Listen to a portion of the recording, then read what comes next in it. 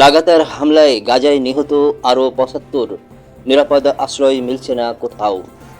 ফিলিস্তিনের অবরুদ্ধ গাজায় ইসরায়েলের লাগাতার বোমা বর্ষণে একদিনে কমপক্ষে আরও ৭৫ জন নিহত হয়েছেন। এর মধ্যে কেবল গাজা সিটিতেই নিহত হয়েছেন ৪৪ জন। এদিকে ইসরায়েলি বাহিনীর তীব্র হামলায় গাজা সিটি পরিণত হয়েছে আতঙ্কের।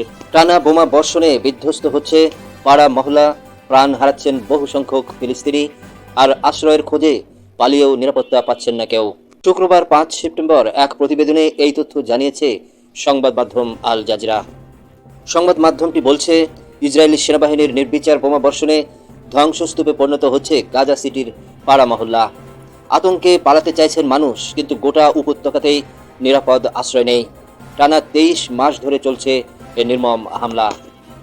জাতিসংঘ শিশু তহবিল ইউনিসেফ ইতিমধ্যেই গাজা সিটিকে ব্যাখ্যা দিয়েছে আতঙ্কের নগরী বলে।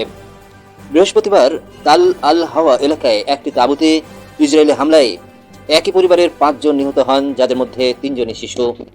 হামলার ভিডিও ফুটেজে দেখা যায় ক্ষতিগ্রস্ত তাঁবুগুলোর সামনে ফিলিস্তিনিরা ভাঙ্গাচোরা মালামাল গুছিয়ে নিচ্ছেন। ধ্বংসস্তূপের ভিতর থেকে রক্তে ভেজা একটি গোলাপি রঙের স্যান্ডেলও মেলে। ইসরা আল বাসুস এএপিকে বলেন, আমি ও আমার সন্তানরা তাঁবুতে ঘুমাচ্ছিলাম, হঠাৎ বোমা পড়ল, শরীরে টুকরো এসে লাগলো, আমার ৪ সন্তান আতঙ্কে চিৎকার শুরু করলো।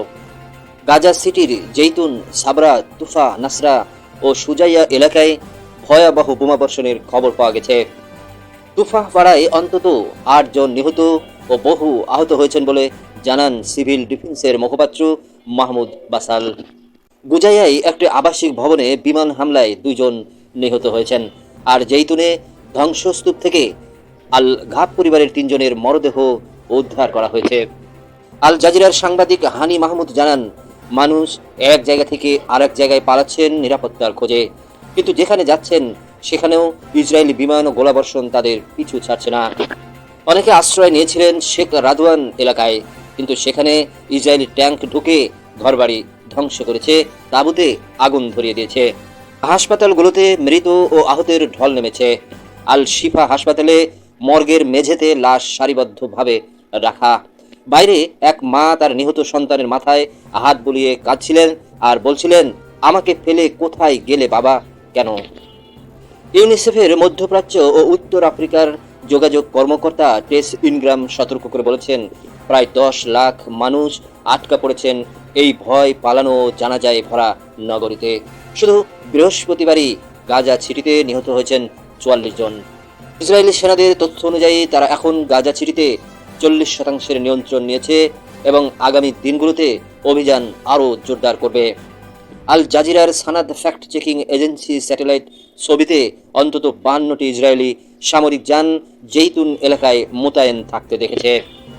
ছবিগুলোতে দেখাচ্ছে গত ২৫ আগস্ট থেকে ১ সেপ্টেম্বরের মধ্যে উত্তর ও মধ্য গাজা সিটি থেকে পশ্চিমে বিশেষ করে আল রশিদ সড়ক ও সমুদ্র তীরবর্তী এলাকায় ফিলিস্তিনিদের জোরপূর্বক সরিয়ে দেওয়া হয়েছে। কিন্তু দক্ষিণ গাজায় আশ্রিতদের অবস্থাও ভয়াবহ। খান ইউনিসে ৪ মাস আগে গাজা সিটি থেকে পালিয়ে যাওয়া গর্ভবতী নারী সুরুখ আবু ঈদ জানান, উত্তর দিক থেকে নতুন মানুষ আসায় তাদের দুর্দশা আরও বেড়েছে।